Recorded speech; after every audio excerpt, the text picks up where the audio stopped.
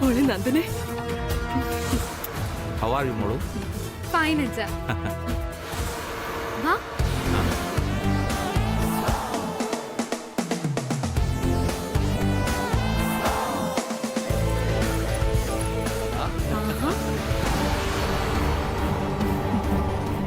Good morning madam.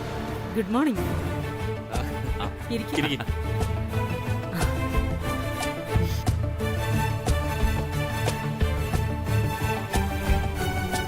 അല്ല, trip എങ്ങനെയുണ്ടായിരുന്നു? അവിടുത്തെ ബിസിനസ് ഡീലൊക്കെ കഴിഞ്ഞോ? ബൈ ഗോഡ്സ് ഗ്രേസ് എല്ലാം ഓക്കെ. ഗുഡ്.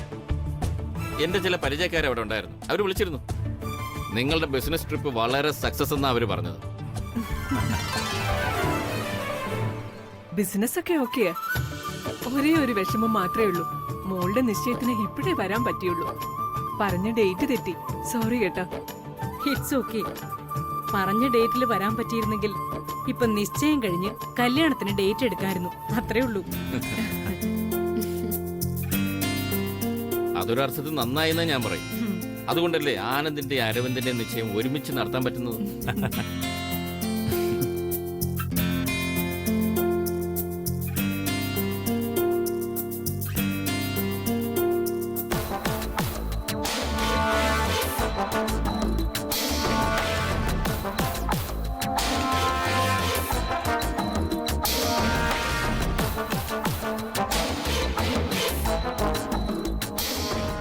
ആ, ആനന്ദ് കെട്ടാൻ പോകുന്ന പ്രിയങ്ക ഒന്ന് കാണണമെന്നുണ്ട്. പോകുന്ന വഴിക്ക് അവിടെ ഒന്ന് ഇറങ്ങിയിട്ട് പോകാമല്ലോ.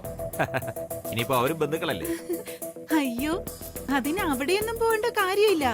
നിശ്ചയവും കല്യാണവും ഒന്നും കഴിഞ്ഞിട്ടില്ലെങ്കിലും ചേച്ചിയുടെ 2 മരുമക്കളും എപ്പോഴും ഇവിടെ തന്നെ ഉണ്ടാവും.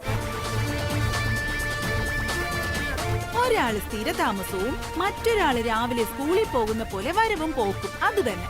വിലാസിനെ, അല്ല, ചേച്ചിയോട് അവർക്ക് അത്രയ്ക്ക് ഇഷ്ടാണെന്ന് പറയായിരുന്നു. നന്ദന, പ്രിയങ്ക വിളിക്ക്. ശരി ആന്റി.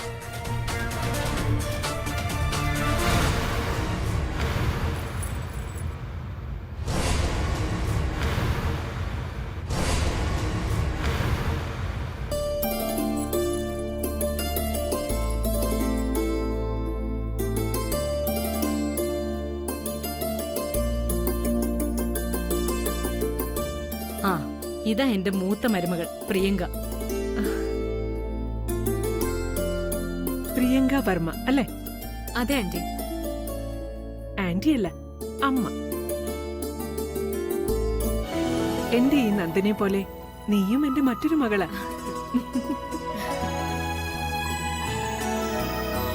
താങ്ക്സ്.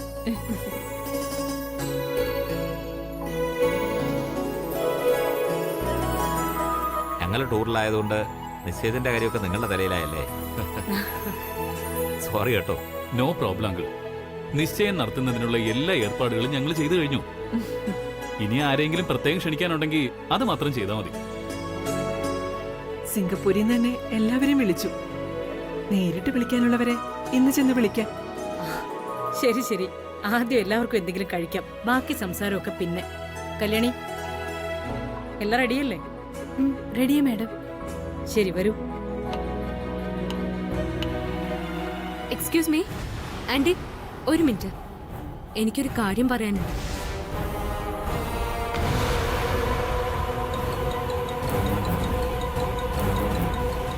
എന്താ പറഞ്ഞോളൂ. ഉടൻ നിശ്ചയമാണല്ലോ എന്ന സന്തോഷം ഇപ്പൊ ഇവിടെ എല്ലാവരുടെ മുഖത്തും ഉണ്ട്. ഇന്നുള്ള ഈ സന്തോഷം നാളെയും എല്ലാവരുടെയും മുഖത്തുണ്ടാവുന്ന ഉറപ്പുണ്ട് ആന്റിക്ക്?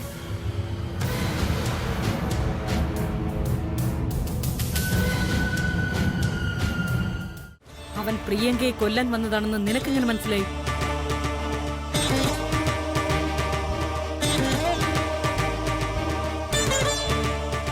അത് മാഡം നിശ്ചയത്തിന് വരാൻ പാടില്ലെന്ന് പറഞ്ഞതുകൊണ്ട് മനസമാധാനം കിട്ടാനും വല്യമ്മന് വേണ്ടി പ്രാർത്ഥിക്കാനും ഞാൻ ക്ഷേത്രത്തിൽ പോയിരുന്നു. അപ്പൊ അവിടെ വെച്ചാ ഇവരുടെ സംസാരം ഞാൻ കേട്ടത്.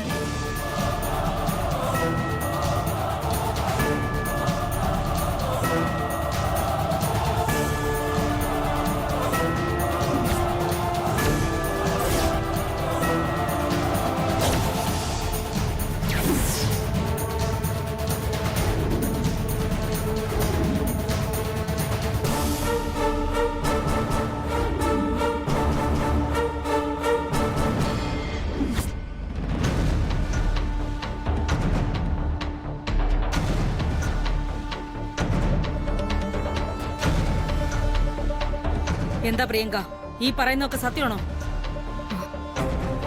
അതെ ആന്റി. കുറച്ചു നാളായി അവൻ ഡിസ്റ്റർബ് ചെയ്ത് എന്റെ പിന്നാലെ നടക്കുക. ഒരിക്കൽ അടി കൊടുത്തു, പിന്നെ പാർട്ടിക്കാരോട് പറഞ്ഞു. പാർട്ടിയിൽ നിന്നും അവനെ പുറത്താക്കി. അതിന്റെ വൈരാഗ്യത്തിൽ അവൻ മാഡം, മുഹൂർത്തം കഴിയാൻ പോകുന്നു. അതിനു മുമ്പ് രണ്ടുപേരും മോതിരം കൈമാറണം. ഇനി സമയമില്ല. ശരി ശരി. കല്യാണി, നീ മുൻ സീറ്റിലിരിക്കണം. ഈ നിശ്ചയം കാണാൻ ഇനി നിന്റെ സ്ഥാനം മുൻനിരയില്ല. വാ, ഇരിക്ക്.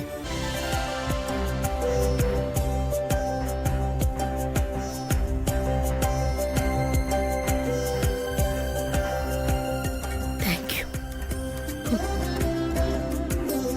എല്ലാരും വന്നിരിക്കണം. മുഹൂർത്തം കഴിയുന്നതിന് മുമ്പ് മോതിരം മാറ്റം നടക്കട്ടെ. ആ, ഇരിക്കണം.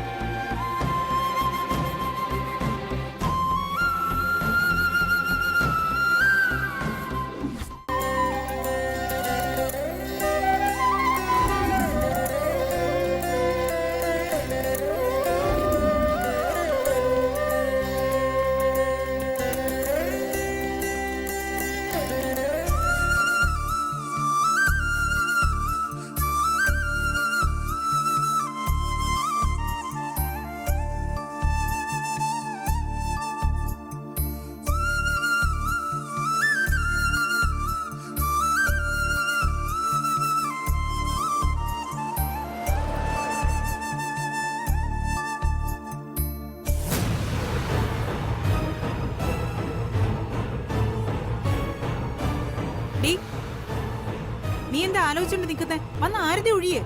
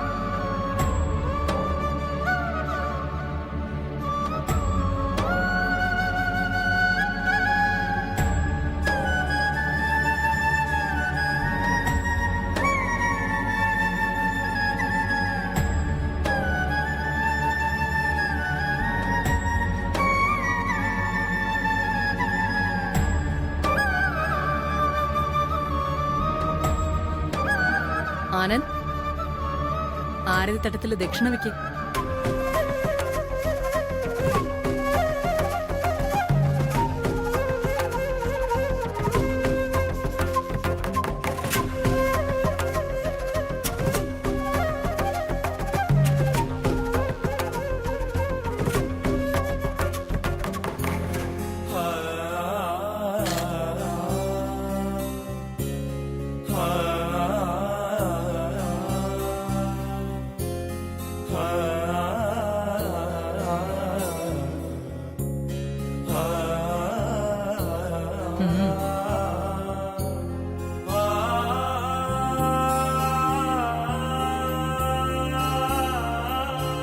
കല്യാണി നിക്ക.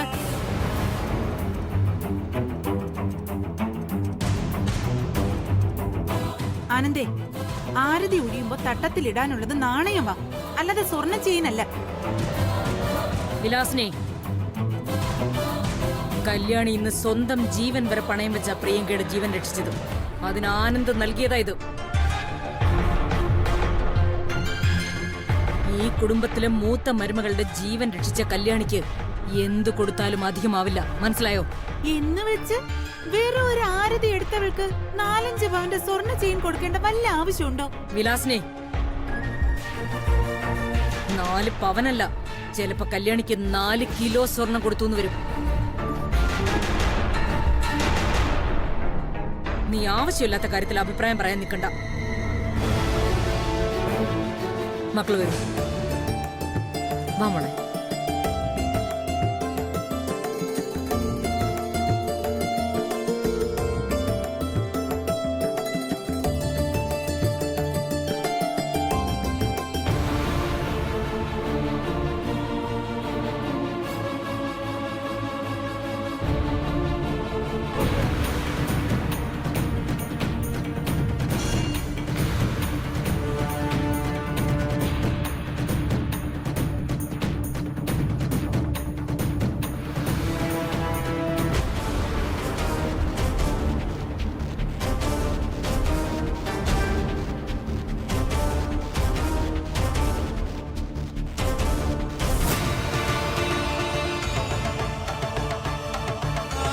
തിരുമേനി, ചേച്ചിയെ കണ്ടോ?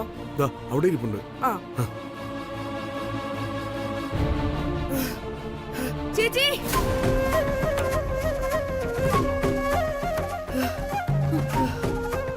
അനിയൻകുട്ട, എന്തു പറ്റി? എന്തിനാ നീ വെപ്രാളപ്പെട്ട് ഓടി വന്നത്? എന്തു പറ്റിയടാ? നീ എന്തിനാ ഇങ്ങനെ കിതക്കണേ? ചേച്ചി, ചേച്ചി, വല്യുഞ്ഞിന് എന്തു പറ്റി? എന്നോട് വരാൻ പറഞ്ഞോ? അതല്ല ചേച്ചി. പിന്നെ പറ, എന്താ കാര്യം? അത് വല്യുഞ്ഞ് പെട്ടെന്ന് ബോധം കെട്ട് വീണു. വല്യുഞ്ഞ് ബോധം കെട്ട് വീണുന്നോ? അതെ ചേച്ചി, ഇപ്പൊ ഡോക്ടർ വന്ന് പരിശോധിക്കുക.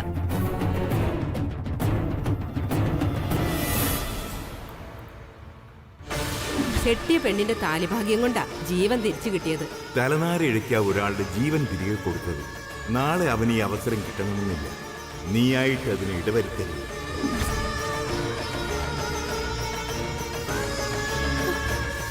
എനിക്ക് ഒരു മിനിറ്റ്.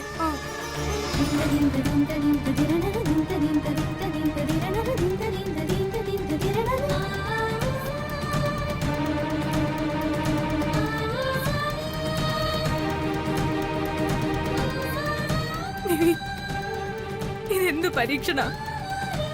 വല്യുഞ്ഞിനെ കാത്തോളേന്ന് ഞാൻ ഇപ്പൊ നിന്നോട് പ്രാർത്ഥിച്ചതല്ലേ ഉള്ളൂ. എന്നിട്ടും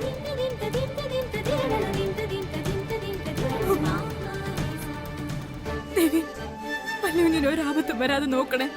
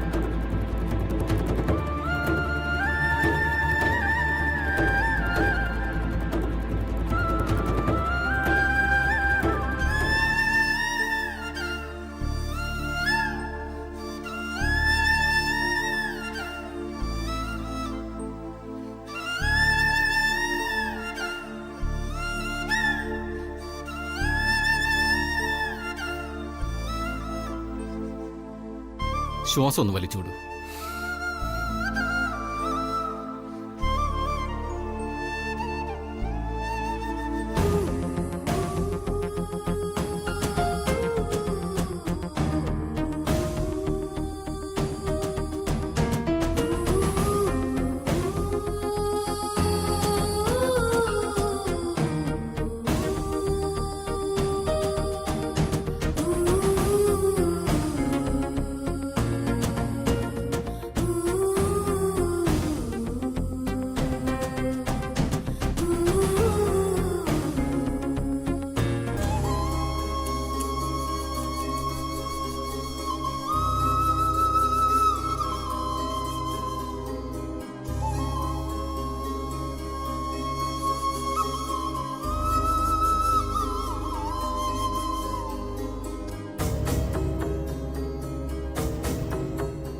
ഇത് പേടിക്കേണ്ട കാര്യമൊന്നുമില്ല. റെസ്റ്റ് ഇല്ലാതെ ഓടി നടന്ന് ജോലി ചെയ്തുകൊണ്ട് ശരീരവും തലച്ചോറും ഒക്കെ അല്പം ക്ഷീണിച്ചു. അതിനും വേണ്ടി അല്പം വിശ്രമം.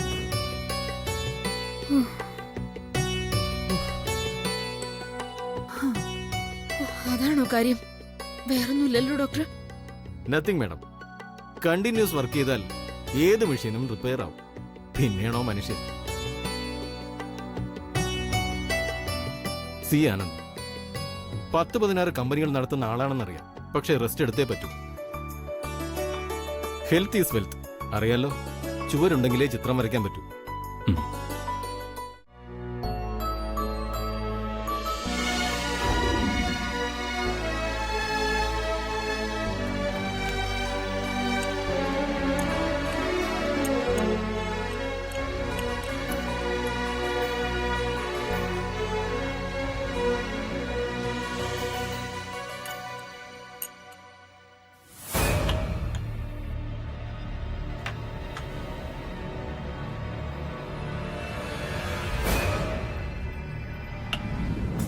സേവരേട്ടാ, ദേ ഇതൊന്ന് വല്യവഞ്ചിന്റെ റൂം വരെ കൊണ്ട് കൊടുക്കൂ. അല്ല, നീയല്ലേ സ്ഥിരമായിട്ട്? അങ്ങനെ സ്ഥിരമൊന്നും ആക്കണ്ട, എനിക്കിവിടെ അത്യാവശ്യം തിരക്കുണ്ട്. ഇത് ചൂടാറുമ്പോ സേവരനൊന്നും കൊണ്ടുകൊടുത്തേതാ.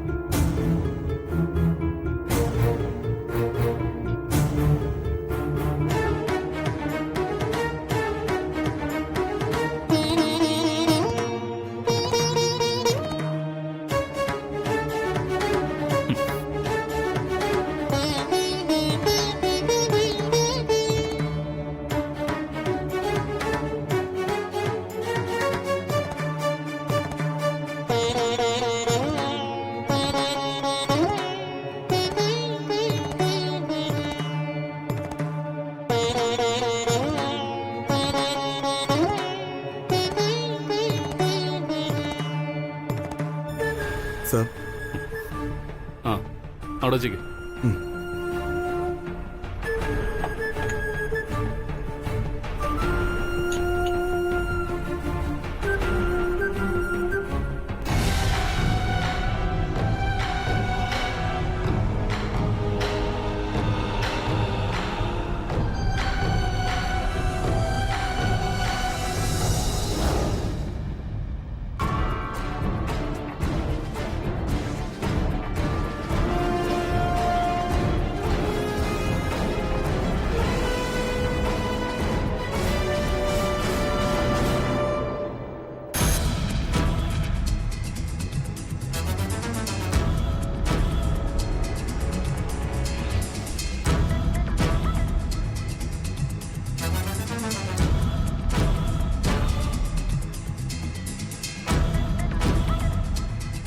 കല്യാണി,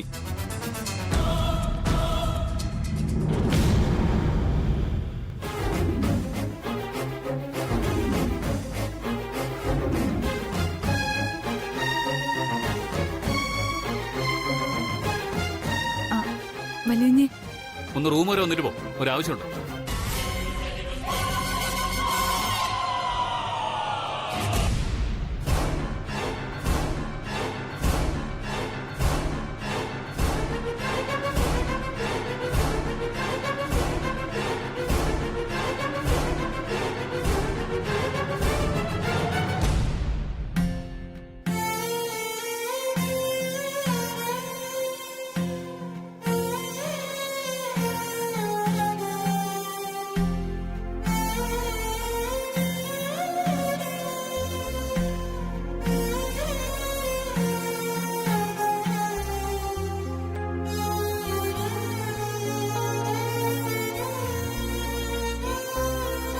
വലിയ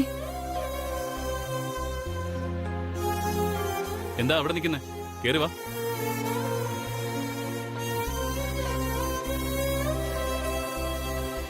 സത്യം പറയണം, കല്യാണിക്ക് എന്താ എന്നോട് വല്ല പിണക്കമുണ്ടോ? അയ്യോ അങ്ങനെയൊന്നുമില്ല. വലിയനോട് ഈ ജന്മത്തിൽ എനിക്ക് പിണങ്ങാൻ പറ്റുമോ? എന്നിട്ടാണോ ഞാൻ ചായ ചോദിച്ചപ്പോ നീ കൊണ്ടുവരാതെ വേറെ ആളുടെ കൊടുത്തുവിട്ടത്?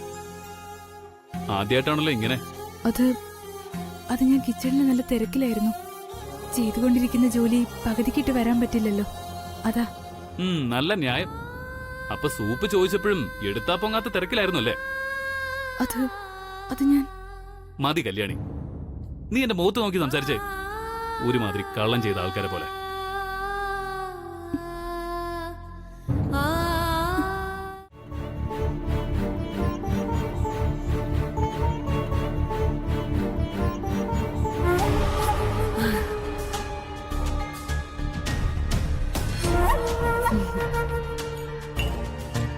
ആനന്ദ്, ഇത് ഞാൻ സ്പെഷ്യൽ ആയിട്ട് ഉണ്ടാക്കിയ ചായ, കുടിക്ക.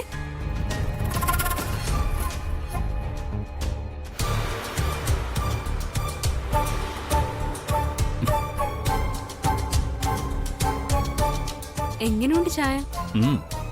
നന്നായിട്ടുണ്ട്, പക്ഷെ എനിക്കിത് പറ്റില്ല. എന്ത് പറ്റി?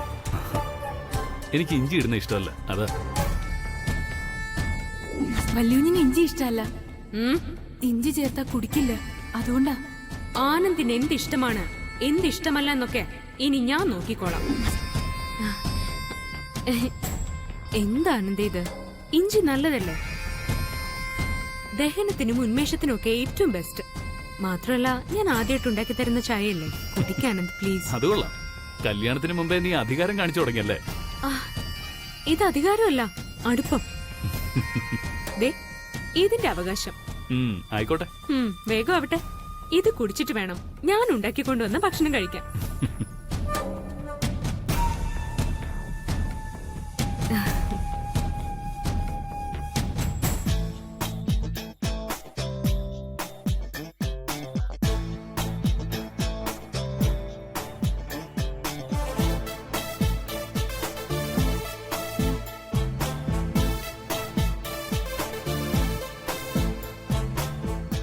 കല്യാണി, കല്യാണി, അനികുഞ്ഞെ. ആ കല്യാണി, ഒരു ആനയെ തിന്നാനുള്ള വിശപ്പുണ്ട്. ആഹാരം എടുത്ത് ഞാൻ ബ്രോയെ വിളിച്ചിട്ട് വരാം. ബ്രോ കഴിച്ചിട്ടില്ലല്ലോ ഇതുവരെ? ഇല്ല, കഴിച്ചിട്ടില്ല. ഓക്കെ, ഞാൻ വിളിച്ചിട്ടുണ്ട്. ആ ഇതാരാണ്? എന്താടാ? അല്ല, ഇതെന്താ രണ്ടുപേരും കൂടെ ഒരു മുറിയിൽ? കല്യാണത്തിന് മുമ്പ് തന്നെ പ്രിയങ്ക വർമ്മയെ ഞാൻ ഏട്ടത്തീന്ന് വിളിക്കേണ്ടി വരും. പോടാ അവിടുന്ന്. ഇന്ന് പ്രിയങ്കയുടെ സ്പെഷ്യൽ ഫുഡ് ഉണ്ട്, വേണമെങ്കിൽ കഴിക്കാൻ പറ്റും. ആണോ? എന്നാ വാ.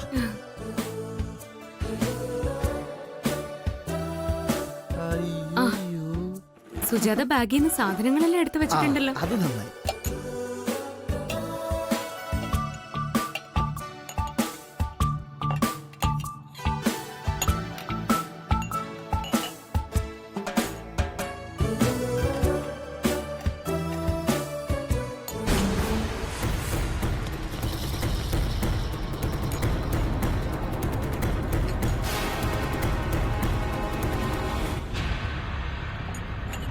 നിർത്ത, നീ വിളമ്പണ്ട.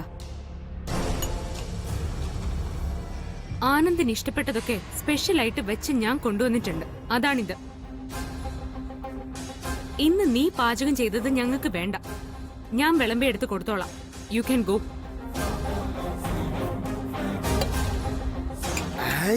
എന്താ മണം, എന്താ മണം. നല്ല നാടൻ ചിക്കൻ ഫ്രൈ. അതെന്താ? നല്ല നാടൻ ചിക്കൻ കറി. ഇതെന്താ? നെയ്മീൻ കറിയാ. അപ്പോഴേ ഇതൊന്നും കണ്ടിട്ട് ഒരു നിമിഷം പോലും വെച്ചോണ്ടിരിക്കാൻ പറ്റുന്നില്ല. വിളമ്പ് വിളമ്പ് വിളമ്പ് വിളമ്പ്. ആ, വരട്ടെ. അയ്യോ മാഡം ഒരു നിമിഷം. നിശ്ചയം കഴിഞ്ഞിരിക്കുന്നുണ്ട്. ഇവിടെ കല്യാണം വരെ ആരും മീനും ഇറച്ചിയും കഴിക്കരുതെന്നാ മാഡം പറഞ്ഞിരിക്കണേ. കല്യാണി, ഇത് ഞാൻ എന്റെ വീട്ടിൽ നിന്ന് പാചകം ചെയ്ത് കൊണ്ടുവന്നതാ. നീ ആവശ്യമില്ലാത്ത കാര്യത്തിൽ അഭിപ്രായം പറയാൻ നിൽക്കണ്ട. അതല്ല മാഡം. Just shut up. ഞാൻ ഒരുപാട് ആഗ്രഹത്തോടെ ആനന്ദിന്റെ ഇഷ്ടം അറിഞ്ഞു ഉണ്ടാക്കിക്കൊണ്ട് വന്നതാ. ഒരു പ്രാവശ്യം കഴിച്ചു പോയെന്ന് വെച്ച് ഒന്നും സംഭവിക്കാൻ പോകുന്നില്ല. ഒരുപക്ഷെ എന്തെങ്കിലും സംഭവിച്ചാൽ തന്നെ അങ്ങ് സംഭവിക്കട്ടെ. ഞങ്ങൾ അങ്ങ് സഹിച്ചു. നീ അങ്ങോട്ട് മാറി നിക്ക. കഴിക്കാനെന്തേ? നോ, എനിക്ക് വേണ്ട. അമ്മ നോൺ വെജ് കഴിക്കാൻ പാടില്ലെന്ന് പറയുമ്പോ എനിക്കത് കഴിക്കാൻ പ്രയാസമാണ്. I am sorry.